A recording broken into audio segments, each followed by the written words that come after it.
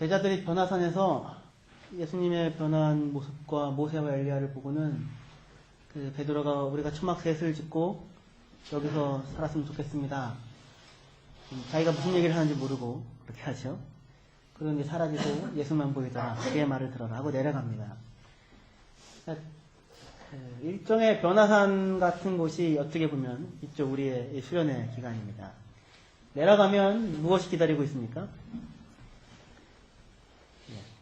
제자들이 허둥대고 있습니다. 내려갔더니 그 귀신 들린 불에도 던지고 막 이렇게 간질병자 같은 아이인데 당신의 제자들에게 데려갔지만 능히 할 수 없습니다.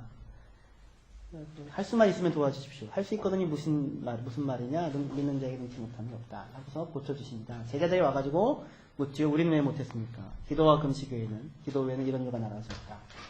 지금 그러니까 우리의 여기가 지금 우리의 변화산과 같은 곳이고 우리의 은혜가 있고 하나님과 함께 깊이 사귄 삶이 있기 때문에 계속될 것 같습니다. 초막새 찍고. 근데 내려가면 우리는 현실과 만납니다. 현실과 만나는 그 현실은 기도와 금식이 아니면 살아갈 수 없는 현실입니다. 해결할 수 없는 일들이 주님 왜 우리는 아무리 했는데도 안 나갑니까? 우리의 기도는 왜 응답되지 않은 것입니까? 이런 그 현실을 만나게 됩니다. 그렇죠? 근데 예수님의 대답은 기도와 금식 말고는 다른 길이 없다. 이렇게 말씀하십니다. 그러니까 이제 당장 우리가 그래 우리 복을 빌어주자, 원수도 사랑하자, 그죠? 핍박하는 자를 위하여 기도하자 이렇게 생각하고 다름을 인정하자, 평안을 빌자, 그런 또는 칭찬하자, 감사하자, 인정하자, 그렇죠? 또 교회라고 하는 것의 현실이라고 하는 것이 반석 위에 서 있지만 여전한 시몬 갈대 그리고 예수님의 뜻이 이루어지는데 아닙니다. 그건 당신은 하셔는 안 됩니다. 라고 하는 것들이 현실로 있는 곳이다. 라고 하는 것을 우리가 듣고 알고 있지만 막상 이제 내려가서 진짜로 말 그대로 그 상황에 부딪히면 결코 쉽지 않습니다. 그렇죠. 놀라지 마시기를 부탁드립니다. 그때 기도와 금식 말고는 이것이 이루어질 수 없다 하는 마음을 붙잡고 헤쳐나갈 결심을 하시기를 주님의 이름으로 축원합니다. 오늘 말씀은 온전함의 길이라는 제목인데요. 이웃을 사랑하고 원수를 미워하는 것을 너희가 들었지만 난 너희에게 말하는데 원수를 사랑하며 박해하는 자를 위하여 기도하라. 그렇게 말씀합니다. 기도해서 그것이 그에게 합당하지 않으면 누구에게 돌아옵니까? 그 복이 나에게로 돌아올 것이다. 그러니까 열심히 기도하십시오. 열심히. 그런데 그때 이웃과 원수의 구분이 있잖아요. 그쵸? 지금. 거기가 제일 큰 싸움터입니다. 이웃을 사랑하고 원수를 미워하라는 것을 들었지만 성경에는 원수를 미워하는 건 없습니다. 성경에는 없습니다. 없는데 그 랍비 전통이나 이런 것 중에 어떤 한 부분에서 이런 부분이 있습니다. 그래서 옛 사람에게 말한 바 해서 이렇게 지금 말씀을 하게 되는데 예수님의 말씀과 대조시키기 위해서 지금 이렇게 마태가 말씀을 하고 있습니다. 이웃과 원수의 구분은 자의적이죠. 그리고 때에 따라 달라집니다. 언제는 이웃이었다가 언제는 원수가 되기도 하고 그렇죠? 같이 사는 사람도 언제는 이 사람 없이 못 살 것 같다가 언제는 원수가 되기도 하고 그렇습니다. 그럼 그 구분의 기준은 무엇입니까? 누가 내게 잘하는가? 그렇죠? 누가 내게 나를 불편하게 하는가? 여기 그렇게 얘기하지 않습니까? 너희가 너를 사랑하는 자에게 너를 사랑하면 무슨 상이 있느냐? 형제에게만 무난하면 무슨 상이 있느냐? 그렇죠? 누가 이웃이라고 생각하는 거예요? 내게 잘하는 자가 이웃이고 나를 불편하게 하면 원수다. 그렇게 되는 거죠. 그게 이제 사람들의 기준입니다. 그런데 당연히 미워하라고 하지 않아도 미워하게 되고 사랑하라고 하지 않아도 사랑하게 되는 그런 형편입니다. 하나님의 시각, 이웃이 누구냐 또는 원수가 누구냐 하나님의 시각을 가져야 합니다.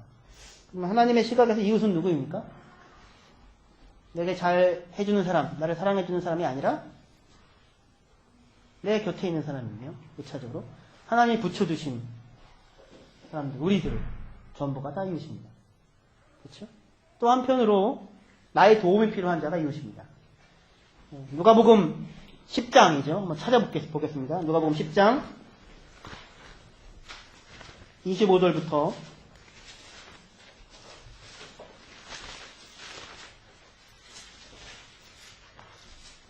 좀 길지만 37절까지 읽도록 하겠습니다. 누가복음 10장 25절에서 37절입니다. 잘 아시는 선한 사마리아인의 비유입니다. 어떤 율법 교사가 일어나 예수를 시험하여 이르되 선생님 내가 무엇을 하여 영생을 얻으리까? 예수께서 이르시되 율법에 무엇이라 기록되었으며 내가 어떻게 읽느냐? 대답하여 이르되 내 마음을 다하며 목숨을 다하며 힘을 다하며 뜻을 다하여 주 너의 하나님을 사랑하고 또한 이웃을 내 이웃을 내 자신같이 사랑하라 하였나이다. 예수께서 이르시되 내 대답이 옳도다. 이를 행하라. 그리하면 살리라. 어제 했던 말씀이죠. 이렇게 행하면 행복하다. 하나님의 뜻이다. 이렇게 말씀하십니다. 근데 그 사람이 29절에 자기를 옳게 보이려고 예수께 여짜오되 그러면 내 이웃이 누구입니까? 이렇게 묻습니다. 누가 이웃입니까? 이것입니다. 이웃의 범위를 정해주십시오. 예수님의 대답이 그 사마리아인의 비유입니다. 예수께서 대답하여 이르시되 어떤 사람이 예루살렘에서 여리고로 내려가다가 강도를 만나매 강도들이 그 옷을 벗기고 때려 거의 죽은 것을 버리고 갔더라. 마침 한 제사장이 그 길로 내려가다가 그를 보고 피하여 지나가고 또 이와 같이 한 레위인도 그곳에 이르러 그를 보고 피하여 지나가되 어떤 사마리아 사람은 여행하는 중 거기에 이르러 그를 보고 불쌍히 여겨 가까이 가서 기름과 포도주를 그 상처에 붓고 싸매고 자기 짐승에 태워 주막으로 데리고 가서 돌보아 주니라. 그 이튿날 그가 주막 주인에게 다나리온 2를 내어주며 이르되 이 사람을 돌보아 주라. 비용이 더 들면 내가 돌아올 때에 갚으리라 하였으니 내 생각에는 이 세 사람 중에 누가 강도 만난 자의 이웃이 되겠느냐? 이르되 자비를 베푼 자니이다. 예수께서 이르시되 가서 너도 이와 같이 하라. 말씀하십니다. 가서 너도 이와 같이 하라. 누가 내 이웃입니까? 누가 이웃을 선택하고 있습니까? 이 율법사의 말 생각 속에서는요. 내가 이웃을 선택하고 있는 겁니다. 그렇죠? 누가 내 이웃입니까? 어디까지가 내 이웃입니까? 내가 사랑해야 할 대상입니까? 예수님의 대답은 무엇입니까? 이 사람이 이웃이다가 아니라 36절에 같이 읽겠습니다. 시작.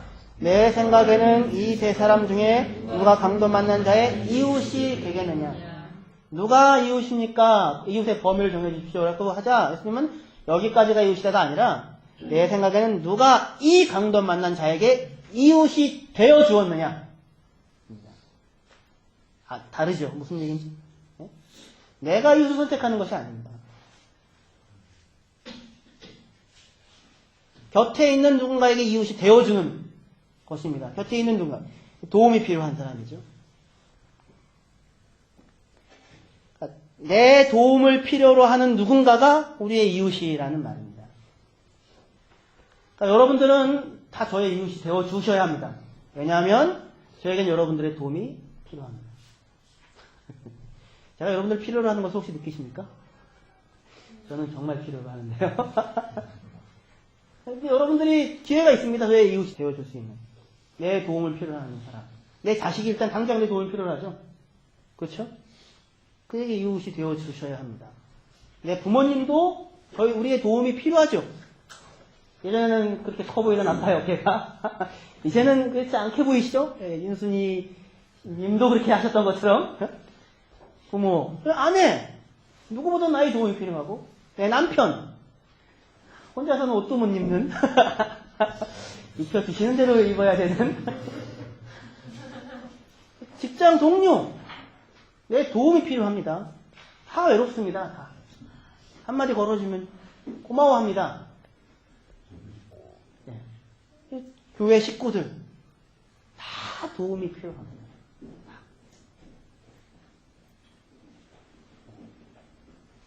그리고 뭐 그뿐만 아니라 소말리아에 있는 그 아이들, 알바니아 우리 선교사님 돕고 있는 아이들 의료 봉사하면서 누구나 우리의 도움을 필요로 하고 있는 사람들입니다. 그러니까 이웃의 범위에 제한이 없습니다. 너의 곁에 있는 사람들 전부가 너의 이웃이다. 이렇게 말씀하십니다. 그러니까 원수와 이웃의 구분이 없어지게 됩니다. 사마리아인과 유대인입니다. 아주 기가 막힌 말씀이십니다. 두 사람은 지금 사실 뭡니까? 무슨 지간입니까? 원수지간입니다. 근데 원수가 이웃으로 돌변하게 됩니다. 유대인들은 사마리아인을 멸시했습니다. 사마리아인들은 스스로가 태생적인 한계 때문에 이 피가 더러워진 사람, 스스로도 자괴감을 갖고 살고 있습니다. 그런데 너무 억울합니다. 유대인들은 항상 멸시합니다. 항상 우월감을 갖고 있습니다. 사마리아인들은 항상 피해의식이 있습니다. 같이 섞일 수 없는 사람들입니다. 밥도 같이 먹을 수 없는 사람입니다. 원수입니다. 누가 상처받는 사람입니까? 유대인입니까? 사마리아인입니까? 사마리아인입니다. 유대인 생각만 해도 상처가 됩니다. 그런데 그 사람이 유대인을 돕고 있습니다. 왜요? 그가 불쌍해 보이는 겁니다. 그가 불쌍해 보이는 겁니다.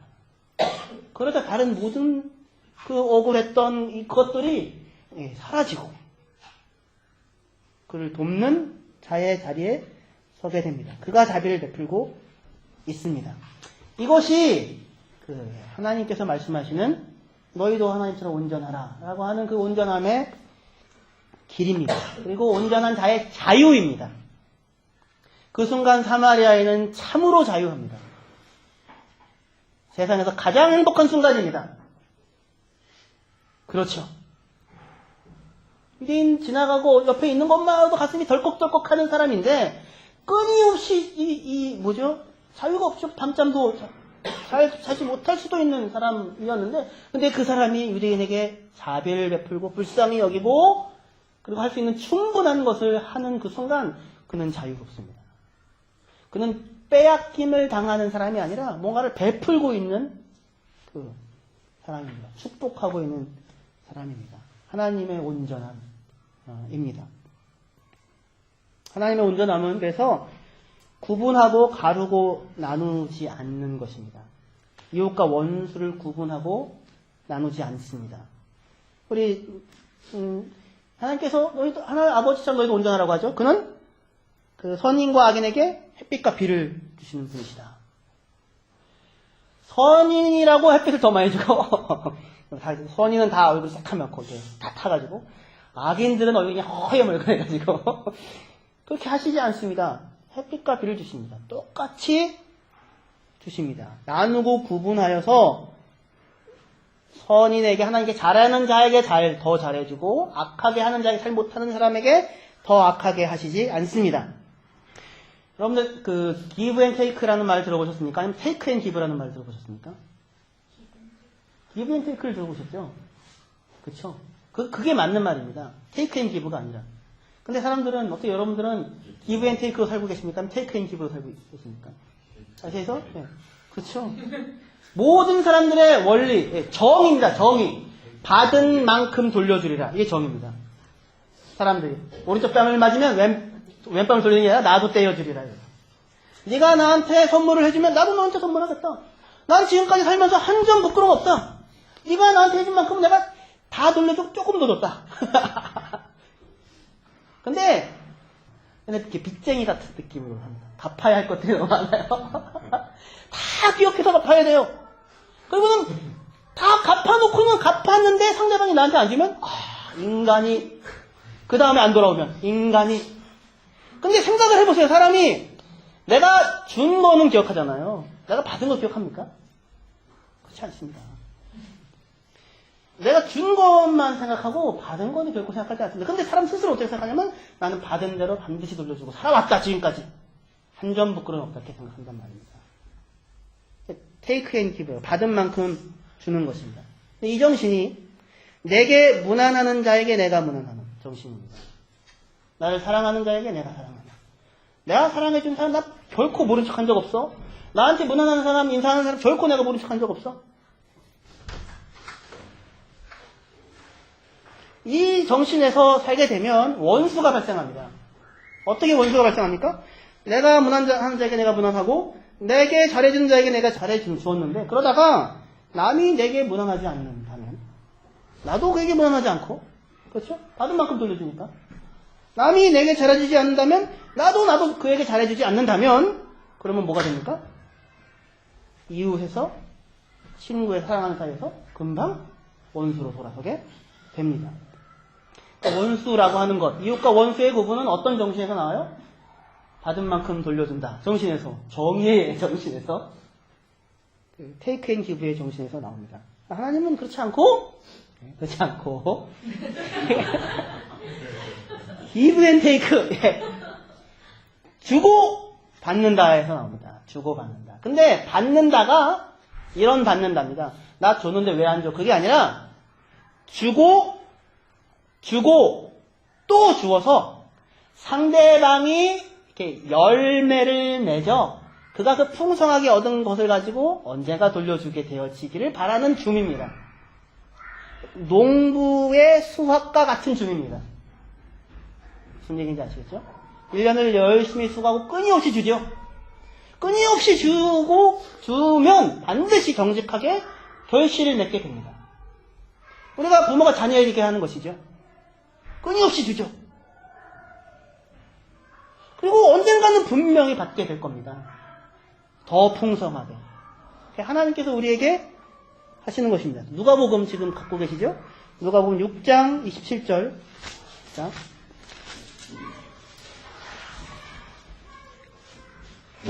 부터 36절까지 조금 길지만 우리 같은 본문입니다. 조금 다 다른 그 변형이 있는 건데요. 누가복음 6장 27절에서 36절입니다. 그러나 너희 듣는 자에게 내가 이르노니 너희 원수를 사랑하며 너를 미워하는 자를 선대하며 너희를 저주하는 자를 위하여 축복하며 너희를 모욕하는 자를 위하여 기도하라. 마태복음에는 2개 바뀌었거든요. 누가복음은 4개가 나옵니다. 원수를 사랑하며 미워하는 자를 선대하며 저주하는 자를 위하여 축복하며 모욕하는 자를 위해 기도하라. 어떤 정신을 갖고 있으면 이게 가능한가? 29절 너희 입뺨을 친 자에게 젖밤도 돌려대며 내 겉옷을 빼앗아가는 자에게 속옷도 거절하지 말라.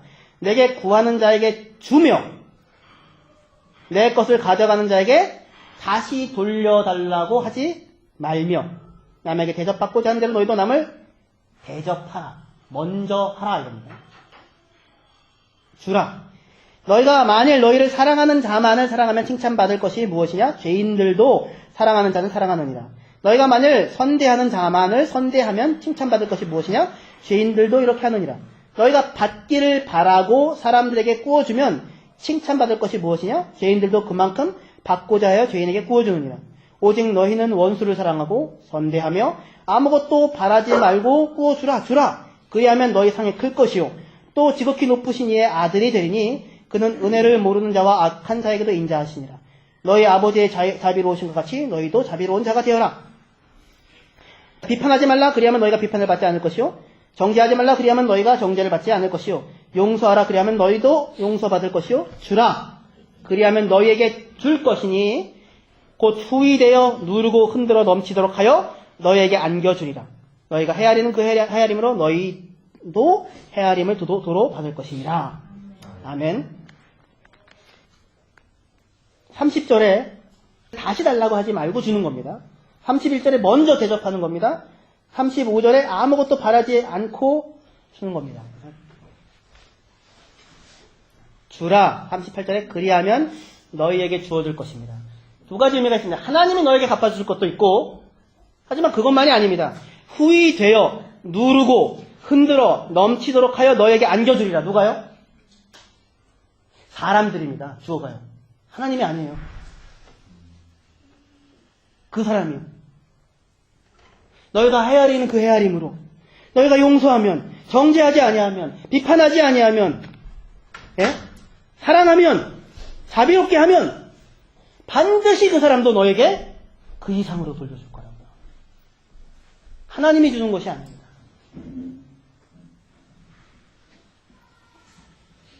여러분들의 부모님에게 기꺼이 드리고 싶은 마음이 있죠. 물론 못하지만 못하면서 안타까워하죠. 왜요? 부모님이 끊임없이 우리에게 주셨기 때문입니다. 마찬가지입니다. 사도행전 14장, 오늘 우리 큐티 말씀인데요. 사도행전 14장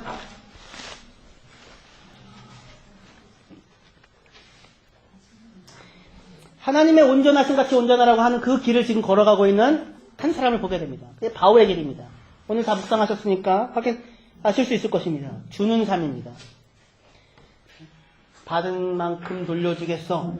왜 내게 주지 않아가 아니고 베푸는 자의 모습의 삶인데 이 모습에서 하나님의 모습을 볼 수 있습니다.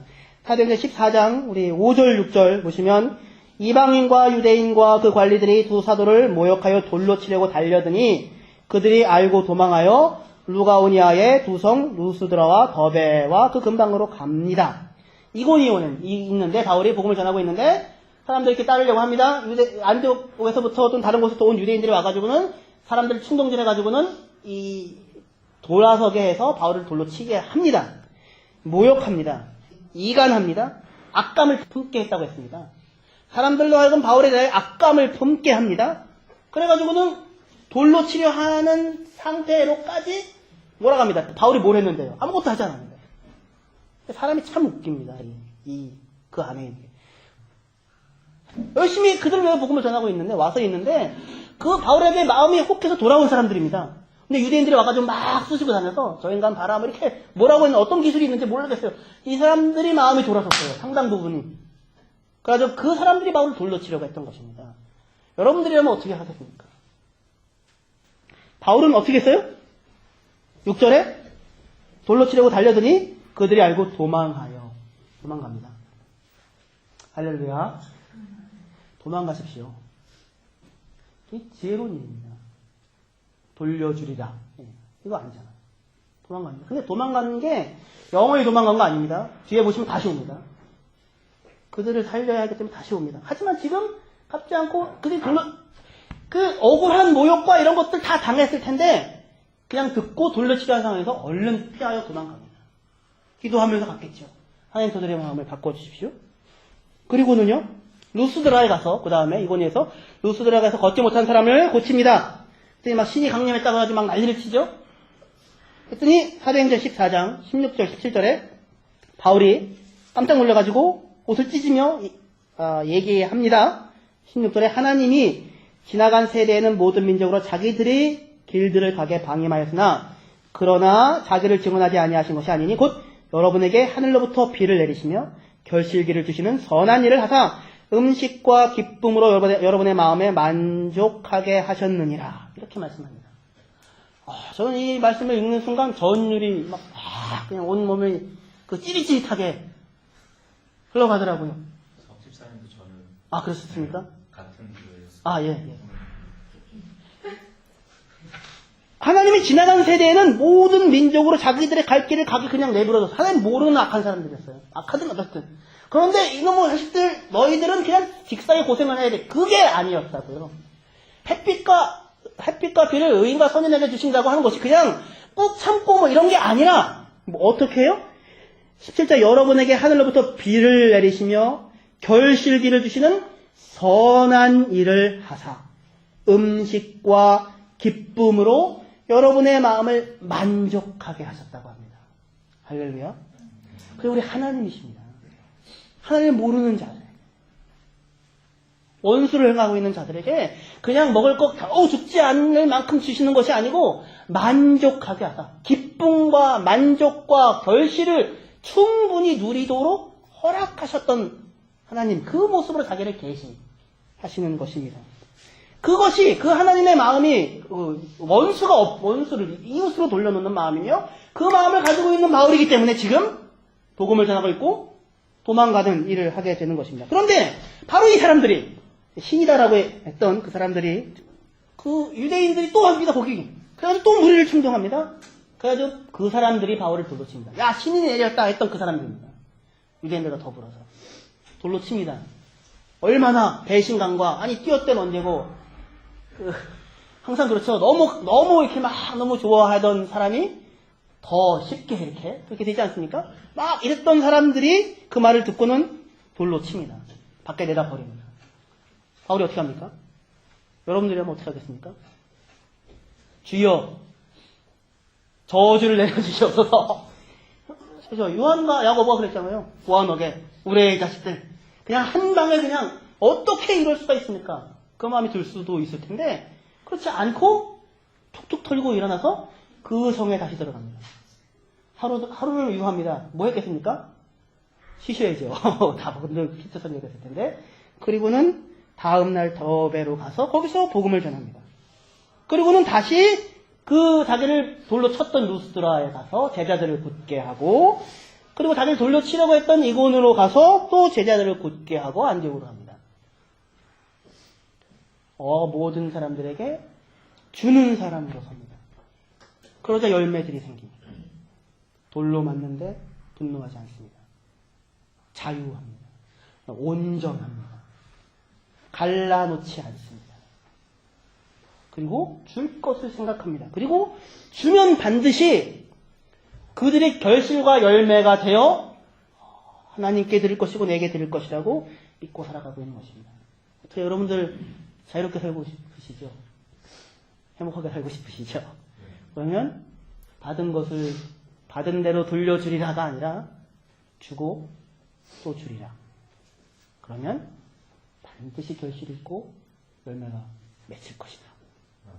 그렇게 하고 생각하셔서 자유롭게 사시기를 주님의 이름으로 축원합니다. 기도하시겠습니다.